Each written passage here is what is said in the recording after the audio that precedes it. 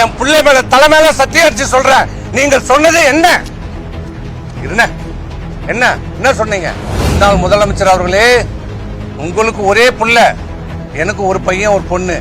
இந்த இடத்துல இப்ப சொல்றேன், உங்களுக்கு தைரியம் இருந்தால் வாங்க, என் புள்ளைய கொண்டாந்து நிறுத்துறேன். உன் புள்ளைய கொண்டாந்து விட்டா என் புள்ளை மேல தலை மேல சத்தியம் அடிச்சு சொல்றேன். நீங்கள் சொன்னது என்ன சொன்னீங்க? திமுக நமக்கு ஆதரவு தருகிறது, வெளியில இருந்து ஆதரவு தருகிறார்கள். நான் டெல்லியில பேசிட்டேன், எல்லாம் முடிஞ்சிருச்சு. திமுக ஆட்சியில பங்கேற்கல, அவங்க வெளியில இருந்து நமக்கு ஆதரவு தருகிறாங்க. அந்த கூட்டணியில் இருக்கிறவங்களுக்கு மட்டும் ஒரு அமைச்சர் கொடுங்க, மீதி எல்லாம் நீங்க எடுத்துங்க, நமக்கு ஒரு 25 அமைச்சர்கள் கிடைக்கும். நான் கேட்டேன், இது எப்படின்னா, இந்த இயக்கம் ஆரம்பிக்கப்பட்டது எதனால?